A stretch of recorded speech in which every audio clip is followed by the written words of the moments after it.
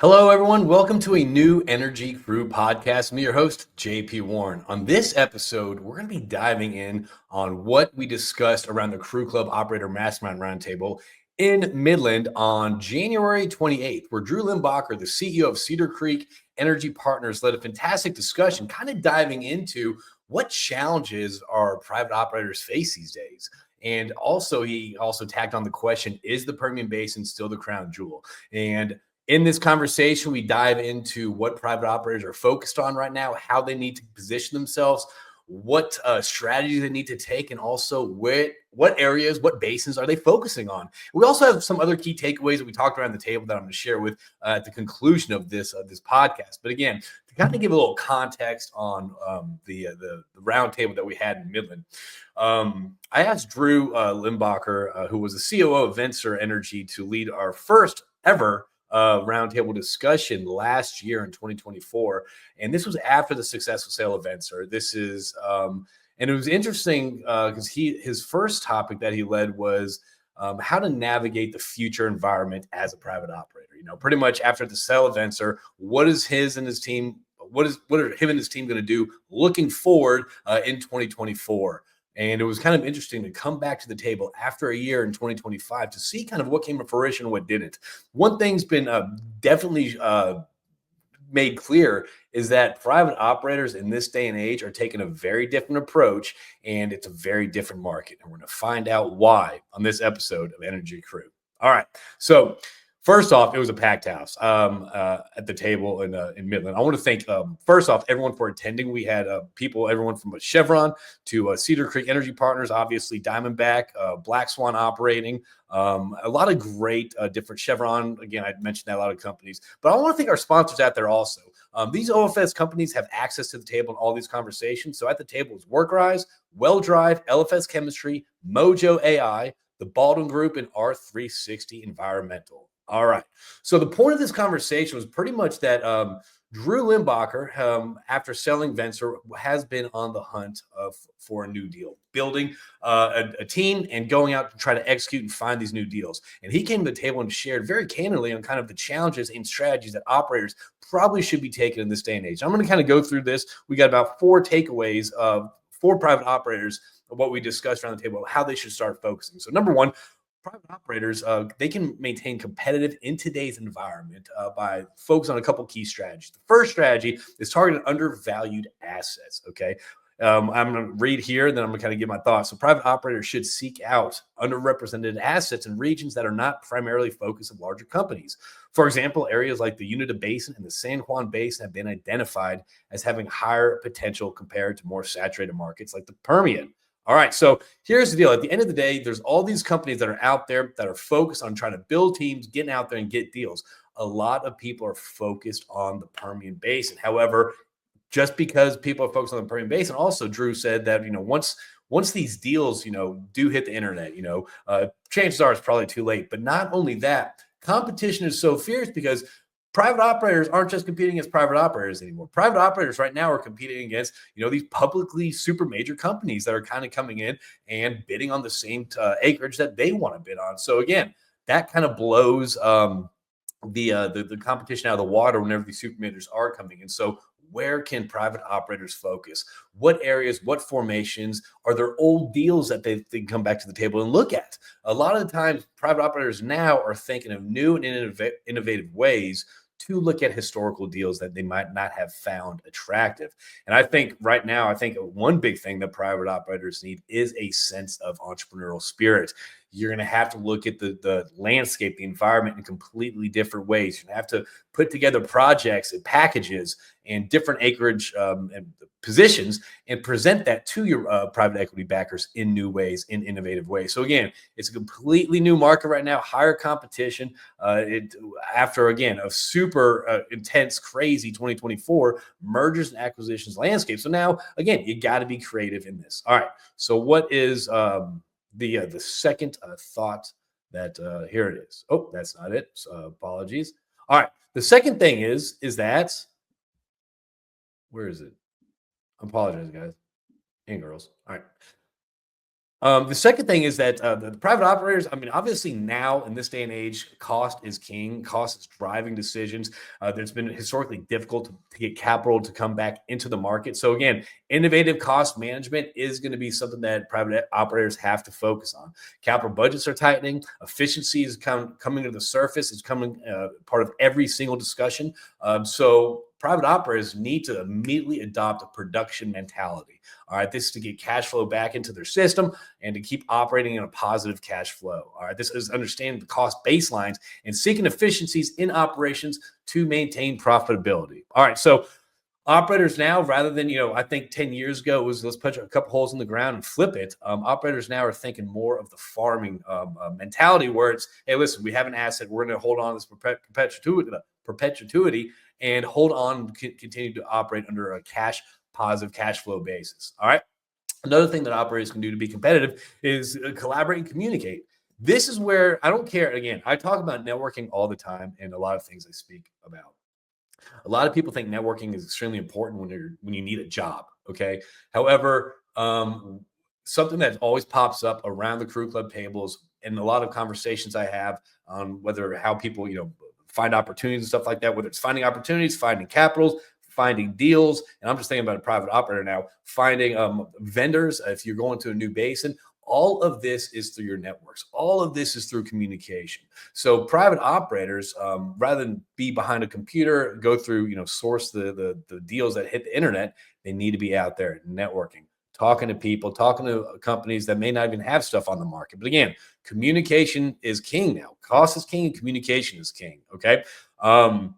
Enhancing communication enhancing communication between private equity firms and their portfolio companies can create synergies and operational efficiencies. All right, that makes sense. By coordinating efforts and sharing resources, private operators can better manage their assets and uphold competitive pressure. All right, so again, not just collaborating and communicating to find deals, but also once you find the deals, communicating that to your to the private equity group, and maybe they can disseminate that. Maybe there's a way to be more competitive as a unit of one versus all these individual companies. Another thing is, and Drew focused on this, and we talked about this a lot at the table, is private operators need to be focused on their niches. So niches are going to get them reaches.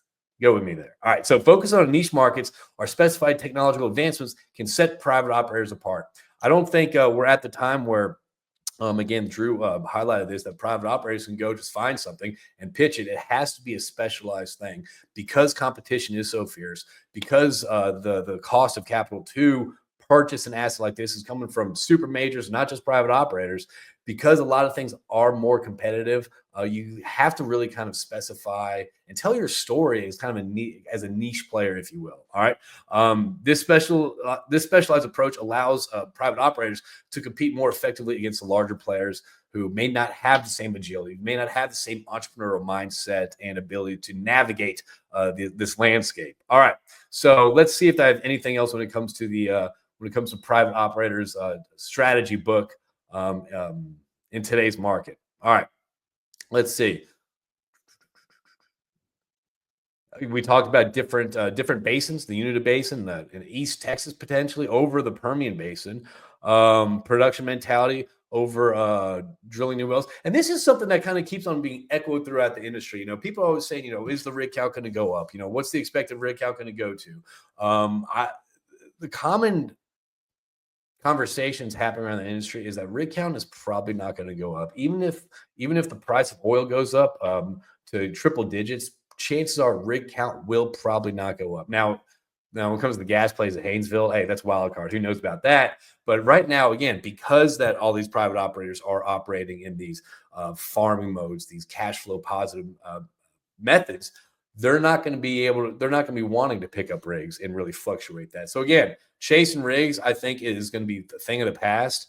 And I think now it's going to be service companies going to have to compete more when it comes to technology, when it comes to efficiencies, and when it comes to also collaboration. All right, so let's dive into, is the Permian Basin still the crown jewel for private operators? All right, so first off, Permian Basin is always going to be hot. Okay, that's going to be, I think it produces I don't know why I just threw that out there because I don't even know, but it's a huge portion of U.S. domestic energy. All right. So, but the problem right now with the Permian Basin is that everyone wants to be there. Everybody wants to be there. And then you have these super majors that purchased all this acreage, all this stuff. And I think they might be, in order for private operators to kind of get in the market there, those conversations are going to happen that are going to have to happen between the super majors and the private operators, just so there could be some deal flow. Hey, listen, you want to farm out this acreage? Hey, we want to divest this. But I'm not sure if those conversations are happening yet. They might start. I've heard they are starting to happen, but they're not happening yet. So number one, there is an increased cost as the market for prime locations such as Permian Basin becomes overly saturated. All right. Costs are going to continue to escalate, all right, making it challenging for operators who require high returns on investment. So again, it's going to be more difficult to operate in the Permian Basin. All right. And so adaptation to market dynamics. Operators may need to shift strategies towards more sustainable practices and innovative drilling technologies to thrive in this competitive environment. So understanding market trends and being adaptable will be crucial for success. Again, this is taking an entrepreneurial mindset. All right. So again, the Permian Basin is going to continue to be a great place for opportunities. Private operators must leverage unique strategies and innovation to stay competitive in these rapidly evolving market landscapes. All right. So yes, the Permian Basin obviously is ideal for a lot of private operators, a lot of companies. However, because of cost of capital, because of the availability of capital, it might not be flowing in, so they might have to be looking elsewhere. Another interesting thing about private equity is that historically, private equity, let's say it took them 6 months to raise the funds that they were looking for. Now it's taken them about 3 times that length to raise the same amount of funds. So what took 6 months in the past, now taking 18 months. And they're also saying, private equity companies are also saying, traditionally, 1/3 of our historic investors are back. That means 2/3 left the building. All right. Now, has that changed the new administration? Potentially. Has that changed everything going on? When it comes to commodity prices, probably not. I don't know, because commodity prices are still not that good, and where people want to be. But that being said, where was I going with that? So anyway, that being said, private equity is still coming. So private operators are going to still have to put together these deals to make them enticing, tell their story, and communicate the value and what they actually plan to go with. Versus historically, if something sounded good, felt good, they would move forward with it. This is going to be much more scrutinized conversations. All right. So what else did we kind of talk about? All right.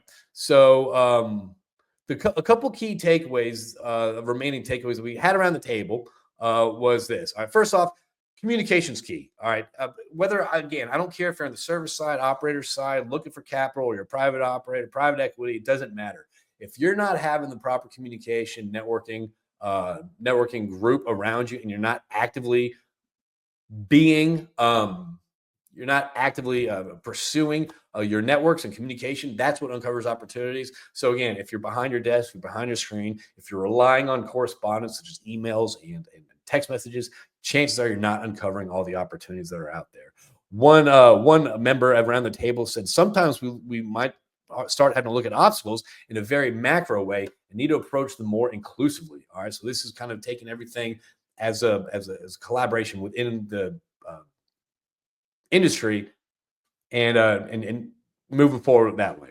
All right. Another thing that we talked about around the table, again, these were tangents that we got onto, but I think also there's a lot of good information and knowledge to be shared in tangents. So one of the tangents we talked about was, we have to acknowledge the wins and learn from our failures as companies. All right.